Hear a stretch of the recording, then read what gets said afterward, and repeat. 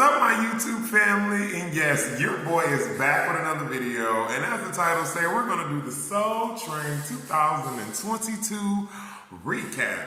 Now, it came out last night, so the full video was not out, so I was just looking at clips last night that YouTube was providing. But before I get into this, if you just tuned into my channel, make sure you like, share, and subscribe. Hit that notification button so when I'm talking, singing, dancing, traveling, vlogging, giving y'all world news, you be the first person to get it. So this is a very light-hearted, short video. But I wrote down all the performances and what I think. The first one out the gate, y'all, Xscape won Lady of Soul Awards, y'all. And when I tell you these ladies did a good job, to this motherfucking day, I'm still jamming to You're My Little Secret. Just kick it, just kick it. They performed the melody of all their hits. Their microphones was on, y'all. When I tell you, I felt like I was just back in the 90s, like, they did a real good job. They did a real good job. Jermaine Dupri came out, and you know, he was the hype man, of course. I'm like, this is so nostalgic.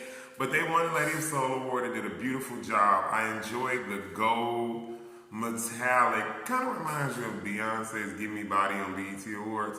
But these ladies did a good job. And age ain't nothing but a number because the vocal cords was still there. So shout outs to you, Xscape, for winning the Lady of Soul Award. I'm so proud of you guys. And y'all, listen, we might need a new album. Nah, they claim it's drama in the streets, but I ain't gonna get all into that. But singing ain't the same no more, and we need y'all singers to come back.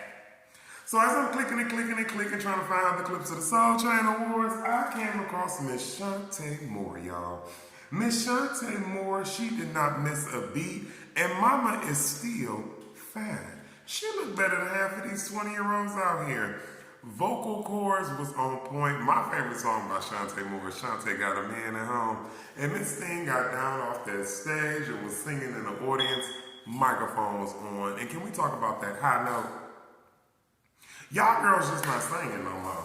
The beat, not the beat, BET Soul Train 2022, I'm slobbing, showed me that this new generation of singers are just not singing no more. Y'all just in the studio making cute bops, trying to get hits.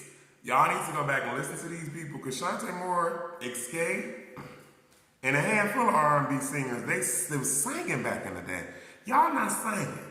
This woman, however old she is, young she is, her stamina was on point, breath control, stage presence. Like, I had to rewatch that clip a couple times. Like, Chanté, girl, why we ain't got no, where is the album at? Like, I seriously want everybody I watched, well, all the old school people I watched to come back.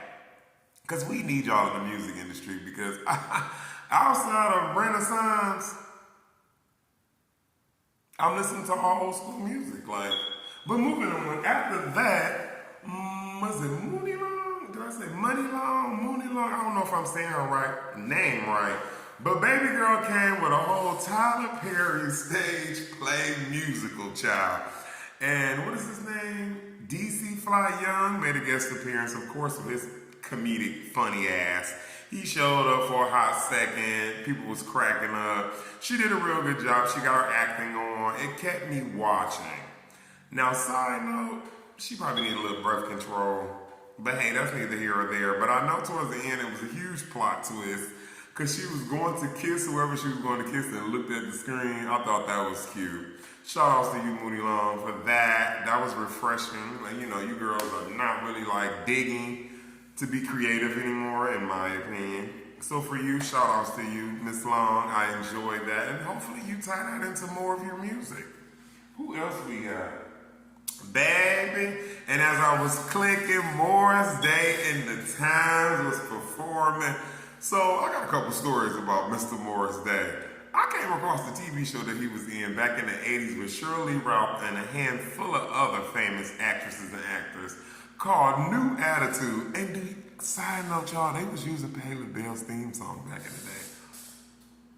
He was on there playing this pretty boy hairdresser, and everybody was trying to get him to humble himself. The episode I was watching, the girl he was dating was a witch or a voodoo doctor or some shit and put a spell on him. They were trying to convince him so he can get his energy back if he lost his energy.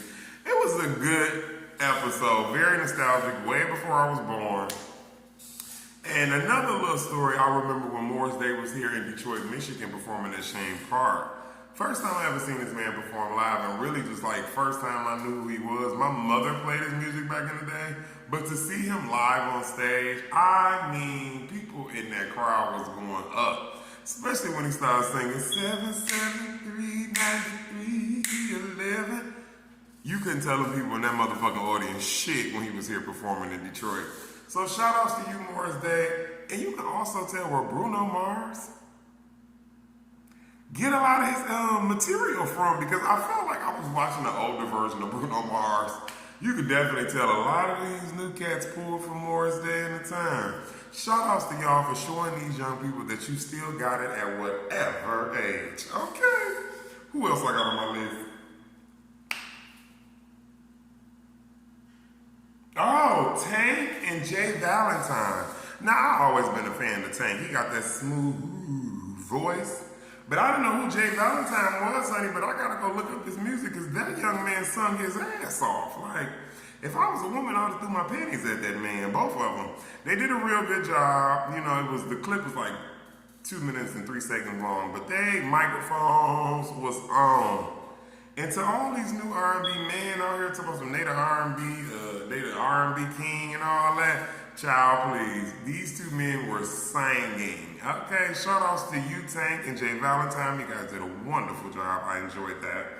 Who else? Oh, Coco Jones. So my friend just introduced me to Coco Jones. I've been seeing clips of this beautiful dark-skinned girl, but she was performing on there as well last night, and Miss Coco Jones did a damn good job.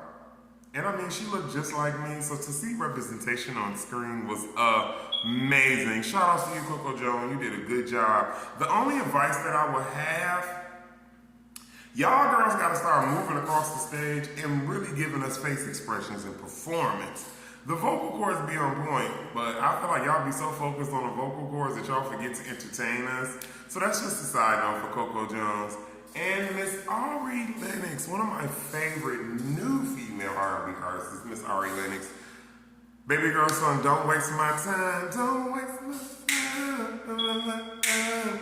I was jamming. She looked so beautiful. She had this sequence dress on, vocal cords were on, and I just enjoy watching her. I'm so happy to see that she's getting the recognition she's getting, because she is another dark-skinned girl representation that's really being pushed to the forefront. And I always love me some Ari Lennox. Like, that was good job, Ari.